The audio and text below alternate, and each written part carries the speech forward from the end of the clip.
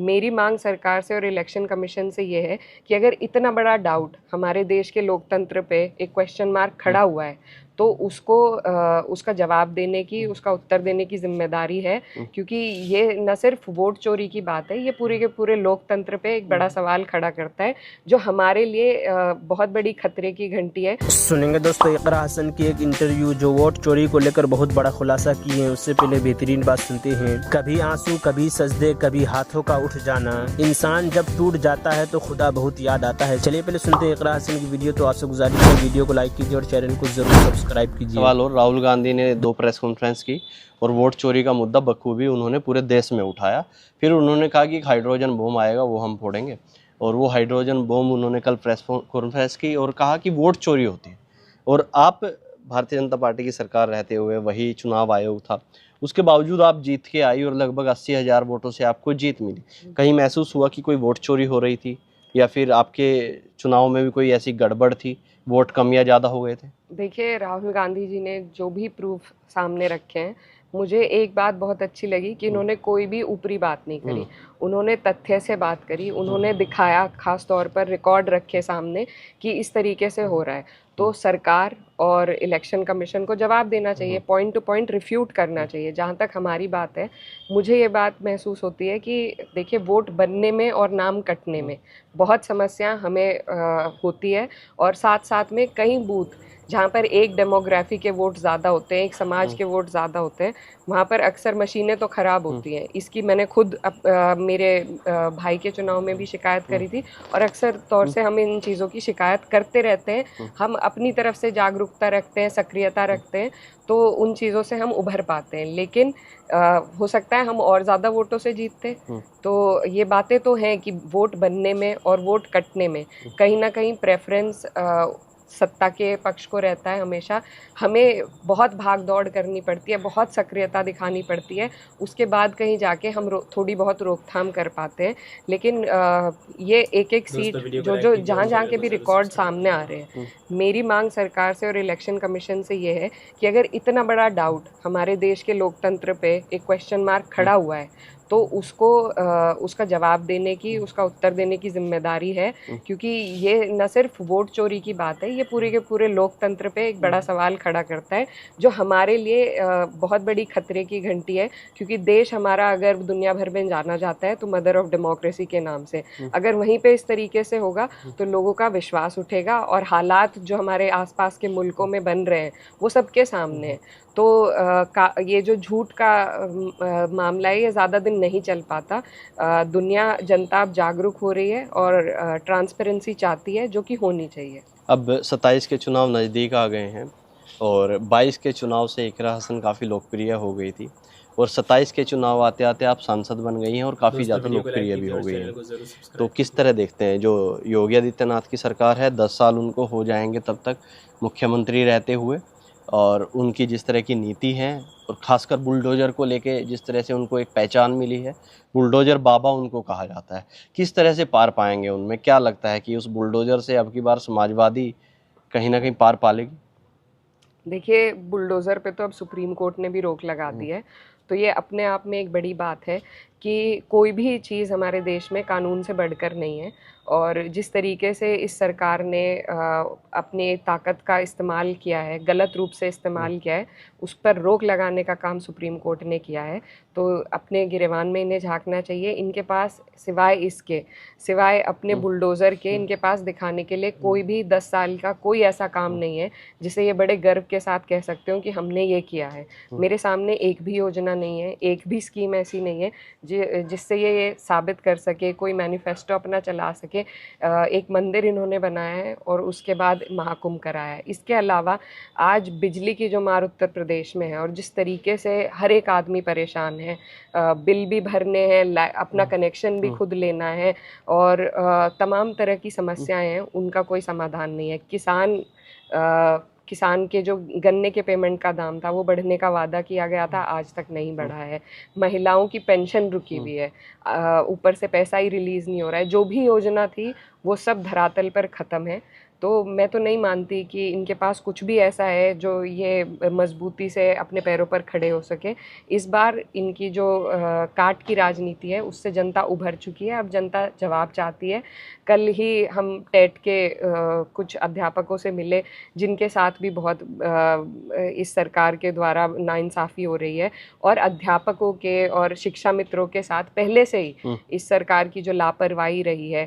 جو سیکریٹری ہوتے ہیں, ایک ایک طبقہ, ایک ایک ورگ, چاہے اس سرکار کے کسی بھی اس میں کام کرتا ہو, سبھی لوگ اس سے پریشان ہیں. اور مجھے لگتا ہے کہ کیونکہ یہ سرکار کسی کا بھی سمادھان کرنے میں سفل نہیں رہی, تو اس کا لابھ ہوگا. سرکار جنتا ان سے اوب چکی ہے اور انہیں بدلے گی. دوستو اقرا بہن کی انٹرویو سننے کے بعد آپ اپنی رائے میں کیا کرنا چاہتے ہیں وہ نیچے کمنٹ باکس میں ضرور بتائیں. آئیے دوستو بہشتی زیور کتاب سے خط لکھنے پڑھنے کا طریقہ اور قاعدہ سنتے ہیں. یہ بات تو اس کتاب کے پہلے حصے میں پڑھ چکی ہو کہ بڑوں کو کس طرح خط لکھتے ہیں اور چھوٹوں کو کس طرح لکھتے ہیں, اور لفافہ لکھنے کا قاعدہ ہے.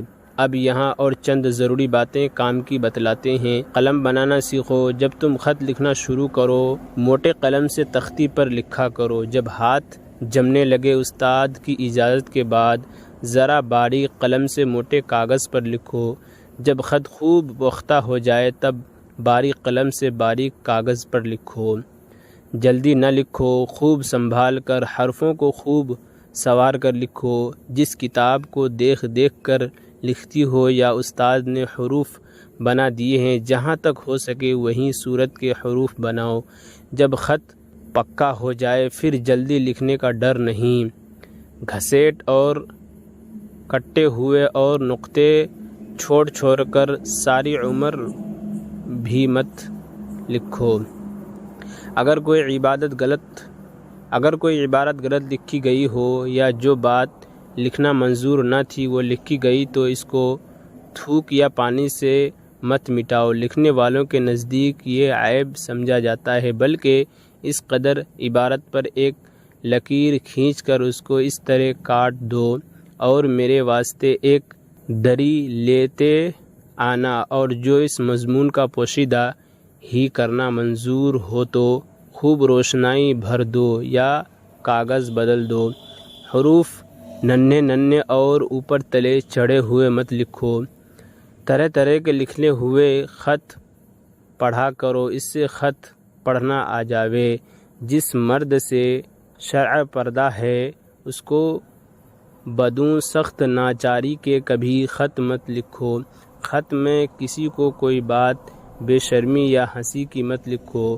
جو خط کہیں بھیجنا ہو لکھ کر اپنے شوہر کو دکھا دو, اور جس کے شوہر نہ ہو وہ اپنے گھر کے مرد کو, باپ کو, بھائی کو ضرور دکھلائے. اس میں ایک تو یہ فائدہ ہے کہ مردوں کو اللہ تعالیٰ نے زیادہ عقل دی ہے. شاید اس میں کوئی بات نامناسب لکھی گئی ہو اور تمہاری سمجھ میں نہ آئی ہو, وہ سمجھ کر نکال دیں گے یا سنوار دیں گے. دوسرا فائدہ یہ کہ ان کو کسی طرح کا شبہ نہ ہوگا. یاد رکھو کسی عورت پر شبہ ہو جانا عورت کے لیے مر رہنے کے بات ہے کہ تو ایسے کام کیوں کرو جو کسی کو تم پر شبہ ہو, اور اسی طرح جو خط تمہارے پاس آئے وہ بھی اپنے مردوں کو دکھلا دیا کرو. البتہ خود میاں کو جو خط جائے یا میاں کا خط آئے وہ نہ دکھاؤ تو کچھ ڈر نہیں, مگر اوپر سے آئے ہوئے خط کا لفافہ اور جانے والے خط کا بھی دکھا دو. جہاں تک ہو سکے لفافہ اپنے مردوں کے ہاتھ سے لکھوایا کرو. بعض دفعہ کوئی ایسی بات ہو جاتی ہے کہ کچہری دربار میں کسی بات کو پوچھنے کے لیے جانا پڑتا ہے, تو عورتوں کے واسطے ایسی بات کس قدر بیجا ہے. کارڈ یا 20 پیسے والا لفافہ اگر پتہ کی طرح سے کچھ بگڑ جائے تو اس کو بھی دھونا مت. بعض دفعہ ٹکٹ کی جگہ میلی ہو جاتی ہے اور ڈاک والوں کو شبہ ہو جاتا ہے کہیں کوئی مقدمہ نہ کھڑا ہو جائے. ایک جگہ ایسا ہو چکا ہے جب سرکاری کاموں نے پوچھا تو اس عورت کو دست لگ گئی. بڑی مشکل سے وہ قصہ رفع دفع ہوا, اور اسی طرح میلا ٹکٹ بھی نہ لگاوے۔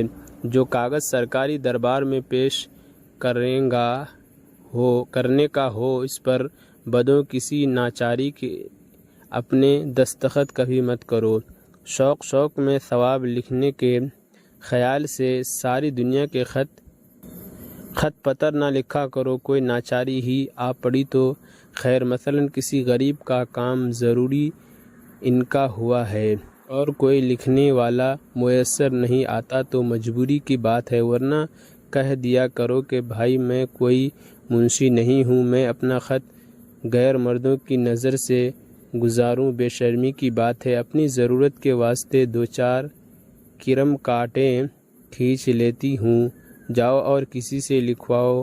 وجہ یہ ہے کہ بعض جگہ ایسی باتوں سے بڑے مردوں کی نیت بگڑ گئی ہے، اللہ بڑی گھڑی سے بچائے۔ جب خط کا جواب لکھ چکو اس کو چولہے میں جلا دو، اس میں ایک تو کاغذ کی بے ادبی نہ ہوگی، مارا نہ پھرے گا، دوسرا خط میں 1000 بات ہوتی ہے، خدا جانے کس آدمی کی نظر پڑے، اپنے گھر کی بات دوسری جگہ پہنچنے کیا ضرورت ہے۔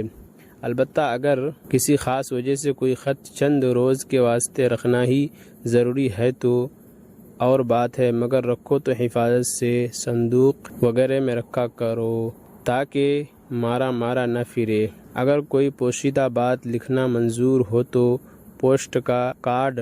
دوستو اسی ویڈیو کے لیے ہمارے اس پیارا سا چینل کو ضرور سبسکرائب کریں، ملتے ہیں اور نئی ویڈیو کے ساتھ، تو جب تک کے لیے دیجیے مجھے اجازت اور رکھیے اپنا خیال۔ آپ دیکھ رہے تھے ثاقب میڈیا اور میں آپ کے ساتھ محمد ثاقب۔ السلام علیکم ورحمۃ اللہ وبرکاتہ۔